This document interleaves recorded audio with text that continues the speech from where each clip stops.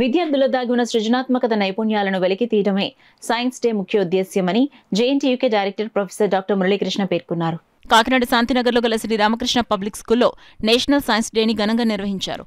కార్యక్రమానికి శ్రీరామకృష్ణ సేవా సమితి ప్రెసిడెంట్ విఎల్ గాంధీ అధ్యక్షత వహించగా జేఎన్టీయూకే ప్రొఫెసర్ మురళీకృష్ణ ముఖ్య అతిథిగా పాల్గొని సర్ సివి రామన్ చిత్రపటానికి పుష్పాంజలిని ఘటించి నివాళులర్పించారు.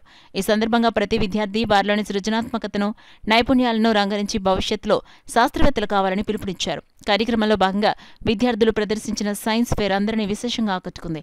ఈ కార్యక్రమంలో ప్రొఫెసర్ కె సుబ్బారావు, విశ్రాంత అధ్యాపకులు Kompella Satyanarayana, K Mahalakshmi, K Visweswararao, school HM Apparao, school ఉపాధ్యాయులు, విద్యార్థులు పాల్గొన్నారు.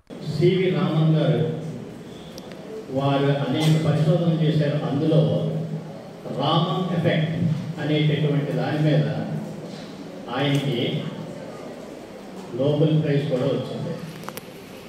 అంటే ఫిజిక్స్ ఫాదర్ ఎవరు అంటే ఇండియాకి రామన్ గారు అని చెప్పవచ్చు. మోడర్న్ ఫిజిక్స్లో చాలామంది ఫాదర్స్ ఉన్నారు. ఒక ఆయన న్యూటన్, మరొక ఆయన గలీలియో. ఇలాగా ఒక్కొక్కరు ఒక్కొక్క దాని మీద వాళ్ళు పరిశోధన చేసి మనకి వాళ్ళు అందించినటువంటి ఆ పరిశోధన ద్వారా వచ్చినటువంటి వాటిని మనకి అంకితం చేస్తే అది మానవ జాతి అభివృద్ధికి అనేక విధాలుగా దోహదపడుతుంది.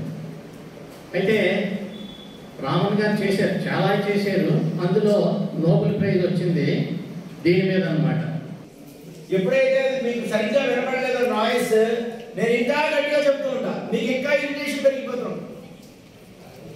విద్యార్థురాణం సుఖం నిద్ర. ఏ విద్యార్థి అయితే సుఖాన్ని కోరుకుంటాడో, ఫ్యాన్ కోరుకుంటాడో, ఆడికి చచ్చినా చదువుడు.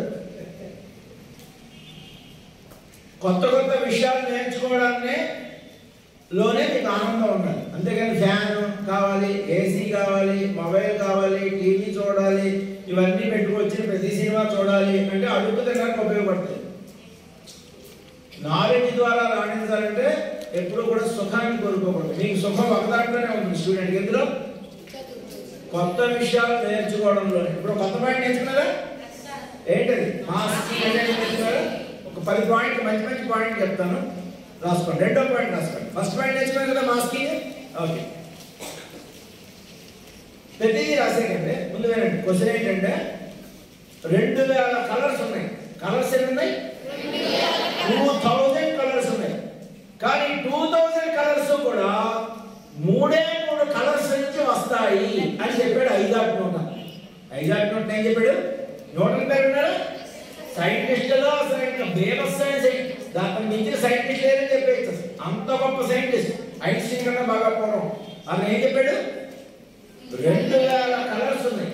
కానీ 2000 కలర్స్ కూడా 3 కలర్స్ నుంచి వాటి యొక్క కాంబినేషన్స్ తో వస్తాయి అని చెప్పాడు.